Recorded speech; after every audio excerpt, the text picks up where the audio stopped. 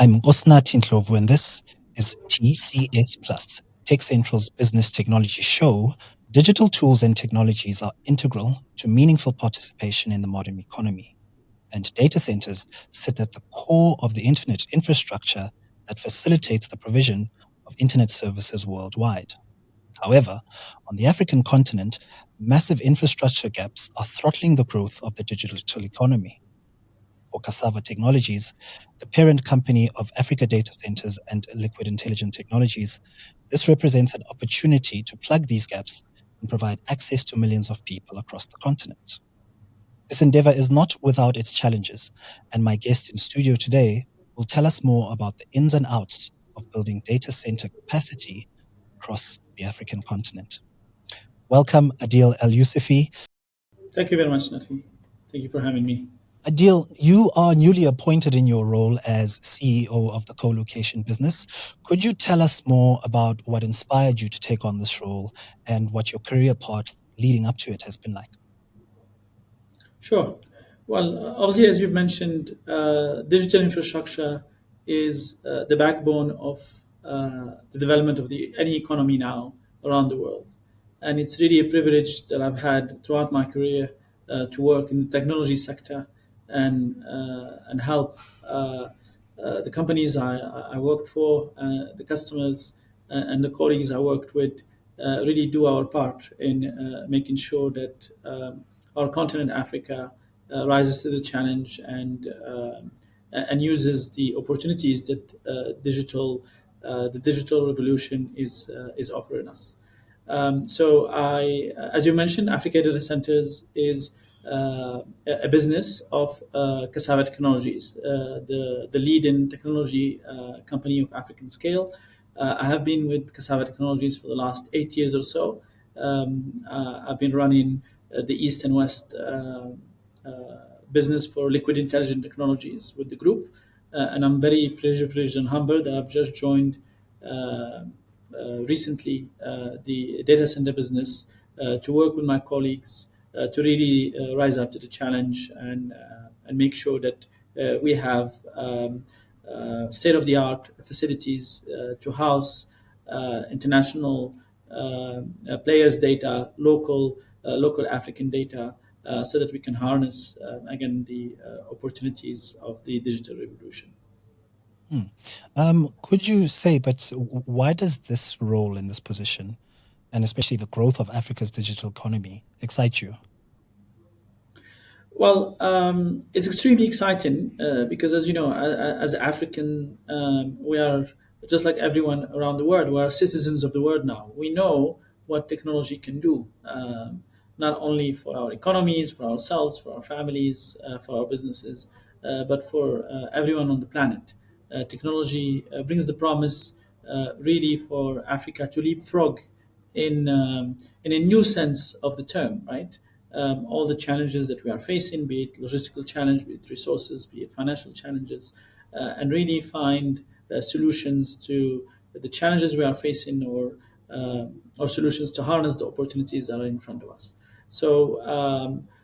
The future is technology based, and Africa, I believe, has significant resources to really leverage on the benefits that technology provides. And it's extremely exciting to be part of this journey as as as a colleague with my other colleagues working in Africa data centers and in Cassava Technologies. Okay. Now, data is the backbone of the modern economy, as you have said, and Africa is in the middle of a digital boom. Could you paint a picture of where we are in terms of that? Sure.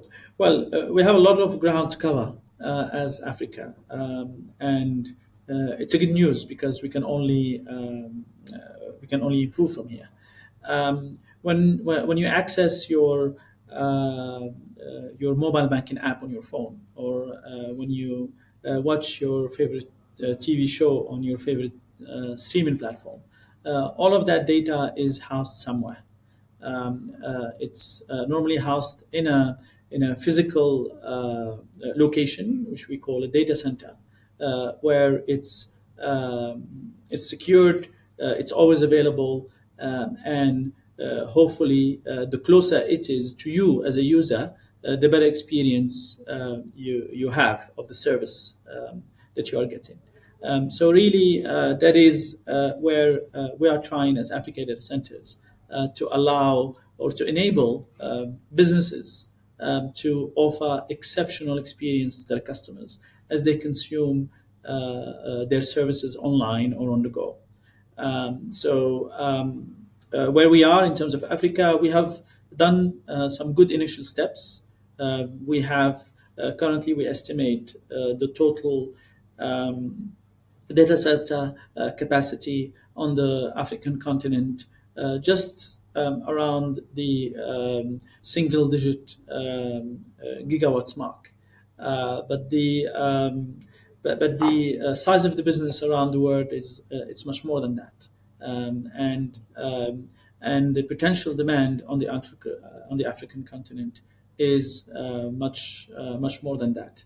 Because as we consume more services online, as the advent of digitalization really sweeps our economies, and more African businesses put their services online, more governments put their processes online. The promise of artificial intelligence and digital transformation around our businesses will just make it that we will be consuming, we will be online more, we will be consuming more services, and we will be demanding a better experience from our providers. Um, mm, and that and that improved experience comes through having state-of-the-art digital infrastructure, be it connectivity infrastructure, be it colocation infrastructure, be it cloud infrastructure, that makes that experience the right one for the end consumer. mm. You made an example about watching your favorite movie on a streaming platform. Could you tell us more about which industries are actually driving the surge in demand for digital services? Sure. Well, we see first the financial industry as really at the forefront of digital transformation across our continent and across our operations. And we've seen the financial industry really move very quickly online because as consumers we find it more convenient to consume those services online. Obviously, the entertainment industry by construct has moved digitally and disruptive the previous way of consuming entertainment services, where we want them on the go, on demand, wherever we are. But we also see, as I said, governments now embracing digital services more and more with revenue collection authorities, citizen services really now availing their services online because they see it as a way to be more efficient and provide better productivity within government services, but also a better experience to citizens. But I can go on and on. We have other use cases in the mining industry, for example, in the education sector. So no sector is really immune from Yes. the benefit that digitalization can provide. Mm. But now, speaking to some of the challenges that make rolling out infrastructure more difficult, what do you see as the biggest problems on the African continent, and how do you see them being resolved? When you look at digital infrastructure, it's really around a few buckets, right? To consume a service online, first you need reliable, stable, and fast connectivity. You need the right software platforms and to consume the service. And as I said, you need secure, reliable facilities, data center facilities to house the data. And every aspect of this digital infrastructure chain has certain requirements that on the African continent sometimes we find challenging.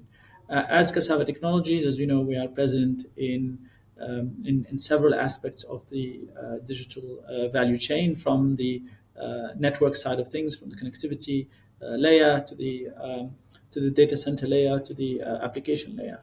But if I just specifically maybe talk about the colocation or the data center layer, um, data centers really require a few things to be able to attract the right level of ecosystem to be able to be a viable location for the data that enterprises want to bring closer to their customers.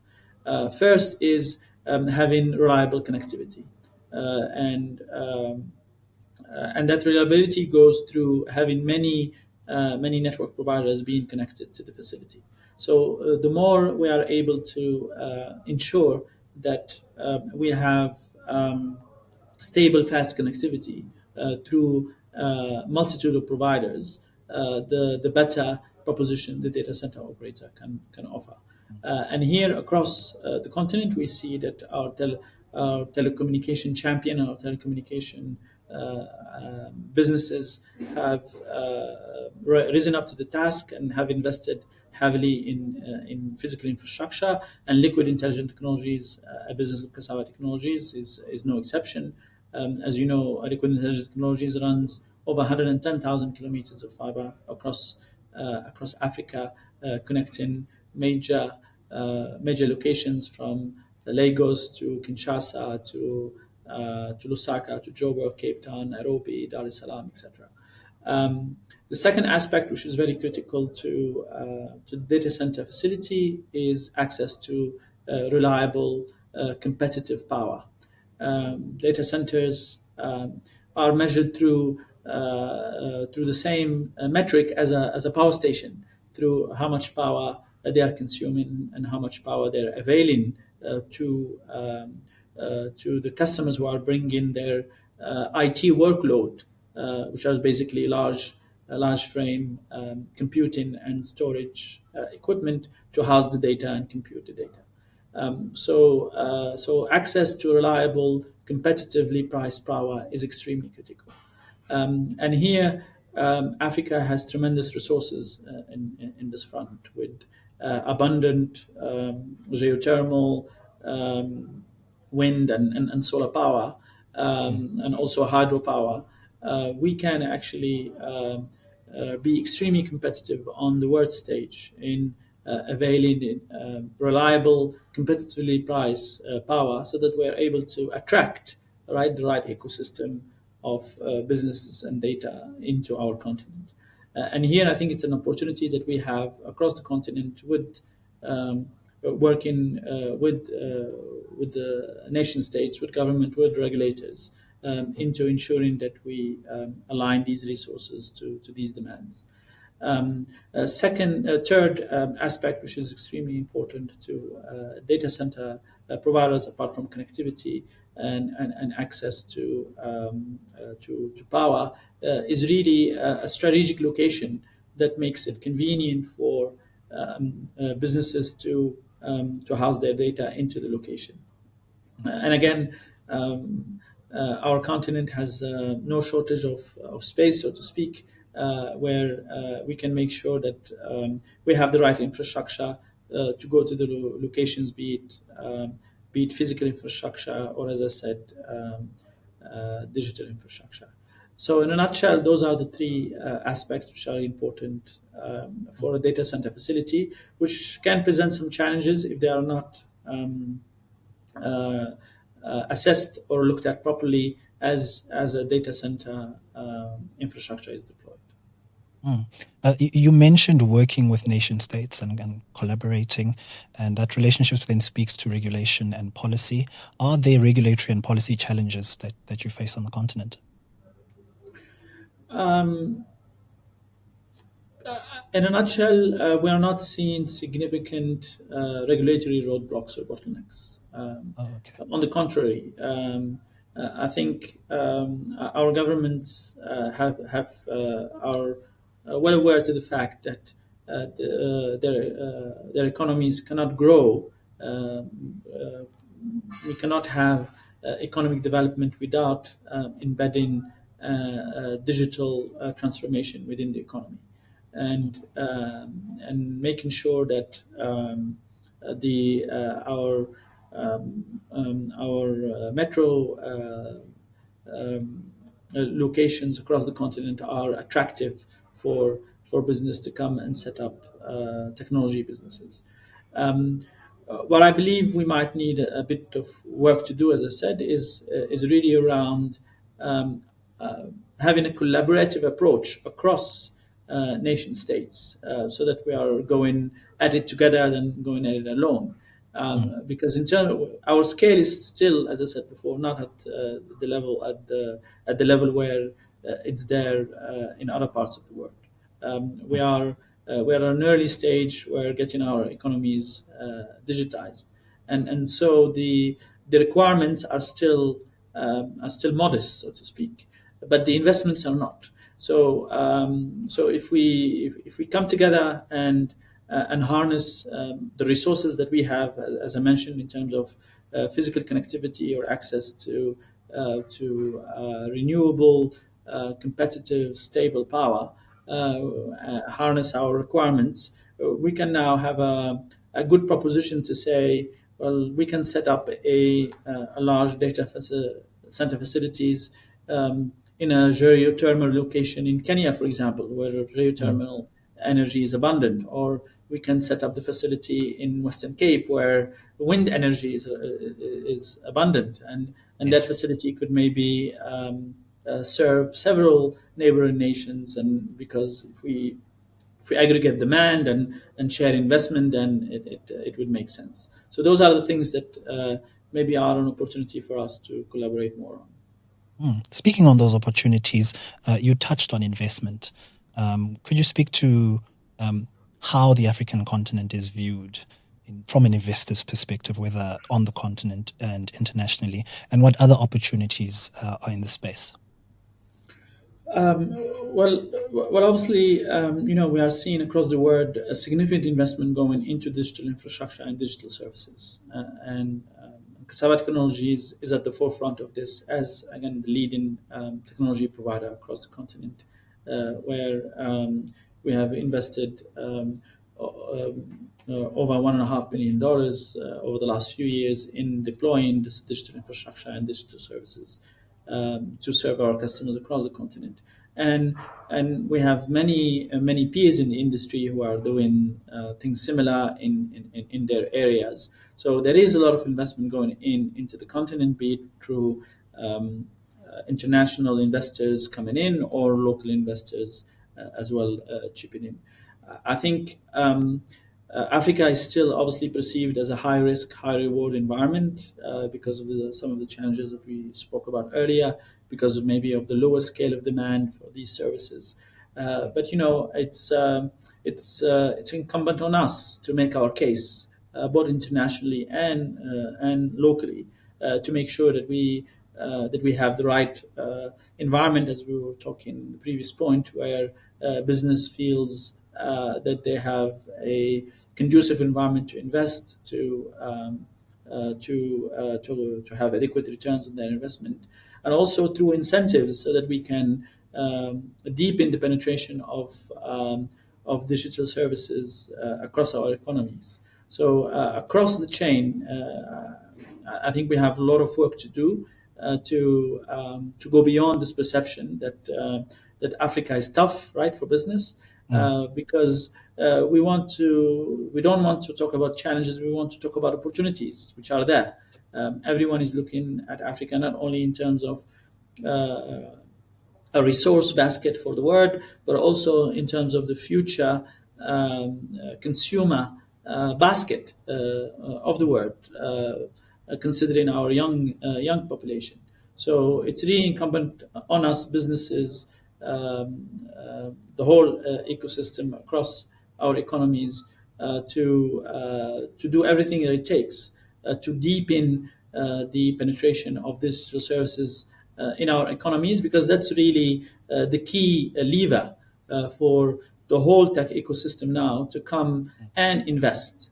Because if you are consuming more and more services online, then your providers would say, well, maybe I should invest to be closer mm, to my customers rather than serve them from another continent.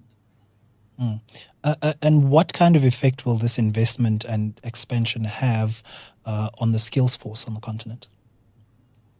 That's a very key point, and here I'm extremely optimistic. As Africans, we're very ambitious and very hardworking, right? Because we come most of the time from hardship, right? That we have to really work extremely hard to improve our condition of our families, condition of our communities.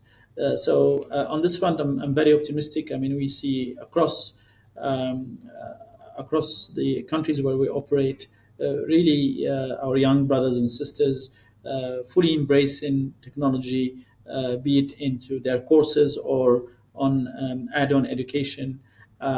We see now, obviously, education available on the fingertips, right? Mm, Where a lot of interventions are done by businesses or by governments, or even material available online for all those that are inclined to use it. But obviously, again, as industry and as public sector or governments, it's incumbent on us to harness this huge potential that we have, direct really education programs and upskilling of our young workforce to areas which are required for this digital transformation to be successful, and not necessarily only avail this resource as an export resource, so to speak. I mean, it's important to do that because we need to avail employment to our citizens. But at the same time, we have to make sure that we are proactive uh, into um, into having the right resources for the right use cases for this digital transformation. And there again, we've seen many announcements for large companies around the world offering programs to upskill Africans into this new skills. We've seen our universities and higher education schools also offering degrees in these areas. As Cassava Technologies, for example, we're running several programs to increase the certification level of our engineers and technicians within the group in these nascent areas. So we all have a role to play into harnessing this potential that we have as Africa. mm. Speaking to the challenges on the continent, I mean, formal banking has quite low penetration rates across Africa, but that has created the opportunity for fintechs to thrive on the continent. How do you see these shaping the future of data centers?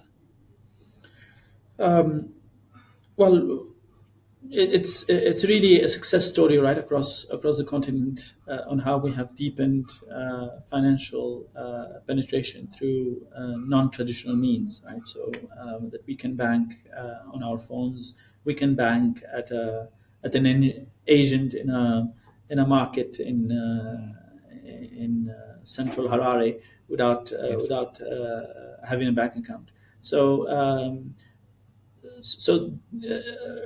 this consumption of services on a digital platform, because ultimately it's a digital platform on the back end that is processing the transaction, the financial transaction. Obviously, as I said previously, has made it that the financial sector across the continent has been the leader in terms of digitalization, Mm, and currently across our facilities, the financial sector is really in the top five or three in terms of mm, our customers in each facility. So as we are deepening the penetration of this digital financial services more and more, we see obviously demand for those services increase, and their presence in our facilities increase. Um, but as I said before, I mean that entrepreneurial spirit of leapfrogging challenges or capturing opportunities through technology is really a big driver that we see for our business, not only in the data center business but across our technology verticals in the group. Mm. And we're very excited about that. Okay. So what kind of expansions can we expect next from your company? Sorry, can you please repeat that, Tanya? I didn't Oh, catch it. what's next in terms of expansion? What can we expect?